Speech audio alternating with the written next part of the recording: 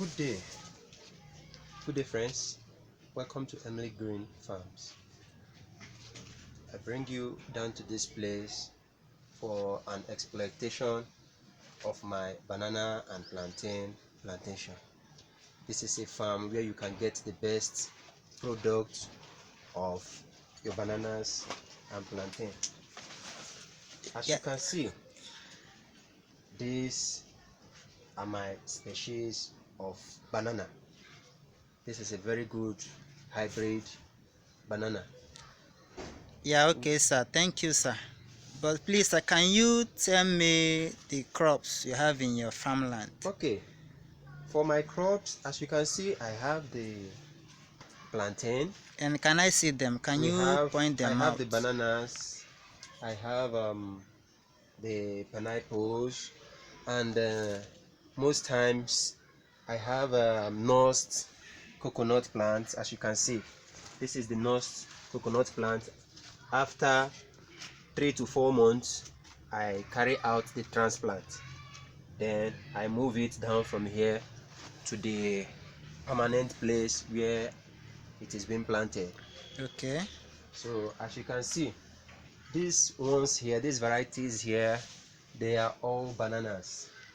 You can see, though we have plantains here, but many of the individuals can't differentiate between the bananas and the plantain, which I'm going to explain to you. Okay, thank you. Yes, we also have pineapple fruits, and also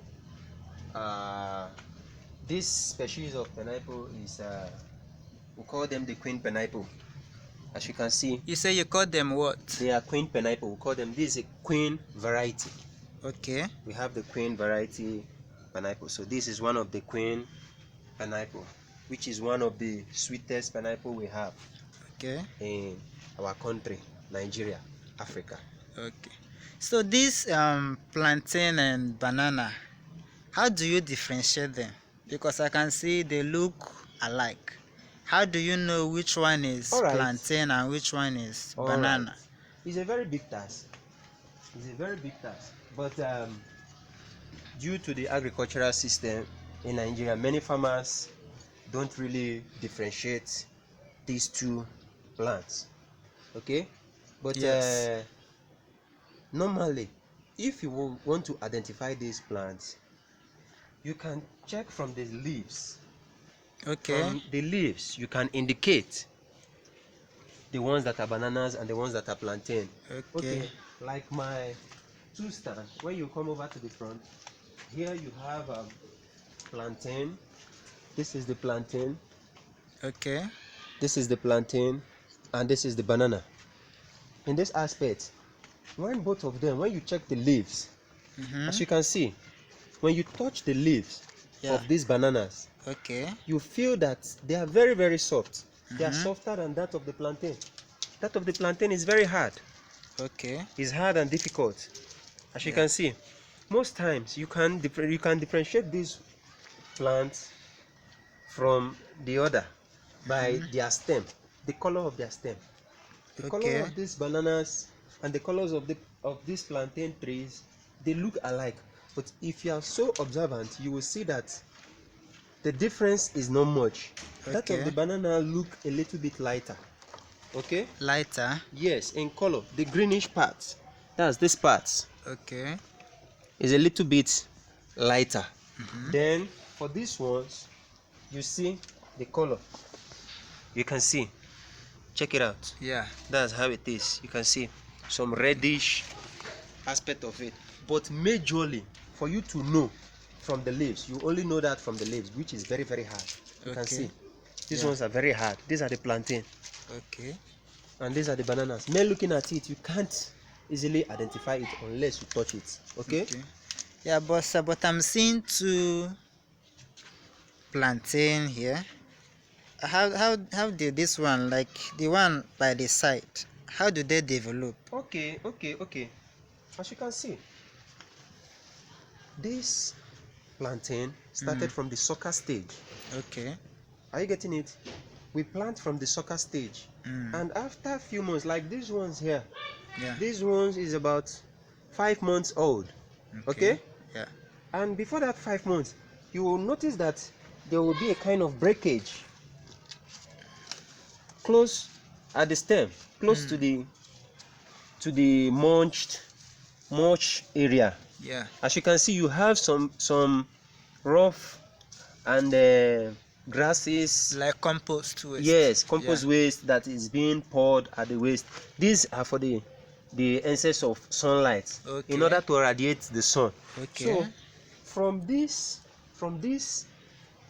tree, you Yeah. will notice that there are some breakage. So when you notice this breakage, Yeah. that's when you observe, you know that the particular banana or plantain is getting set to produce a little sucker by the side. Okay. As you can see, this is the sucker. Yeah. So they produce sucker about when they are about 4 to 5 months old. They will start Okay. developing suckers. So same thing with the plantain too. They do the Yes, same. yes, they are almost the same. As you can see, these ones are carrying suckers.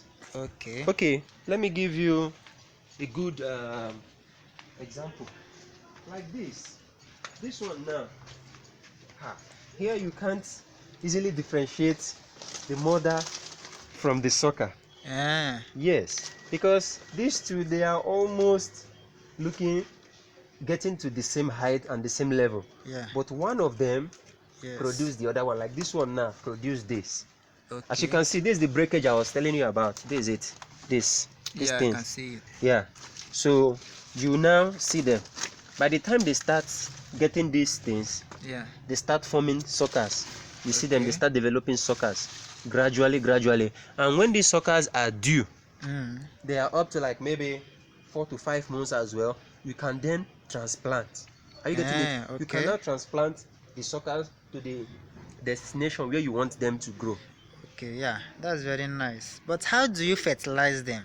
Okay, in terms of fertilizing, I use the animal dropping, which is more of natural source. Okay. It's a natural fertilizer from birds, Mm. gotten from poultry farms and the rest Okay. of them. Most times, most farmer uses pig waste.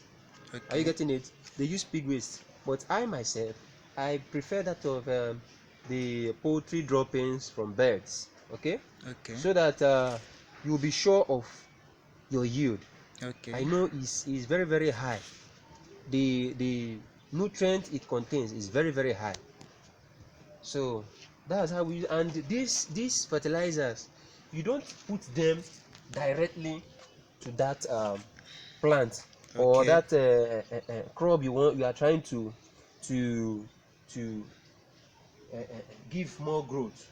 Are you Okay. getting it? So what Okay. we do, we normally put them close to the stem Okay. of the bananas and plantain or any other crop, Yeah. or corn or any other thing. You just give it a kind of some distance from the plant itself, then but you can easily do something like making a kind of little digging, Yeah. then put it by the side. Okay, Okay. Yeah. then cover it with little sand. Okay. So by the time the rain falls on it or you water it or anything, gradually it gets dissolved into the plant and the stem of that crop. This is just the beginning stage, though we are still expecting yield from the farm. So before the yields will start coming up, I believe I will show you more things about the bananas and the plantains as But well. sir, what is this I'm seeing here? What is it Okay, called? okay. This is a snake plant. It's a repellent. Well, what They is it call for? it the English name. Most people call it the mother-in-law tongue. Yeah. Yes, You because say it's called what?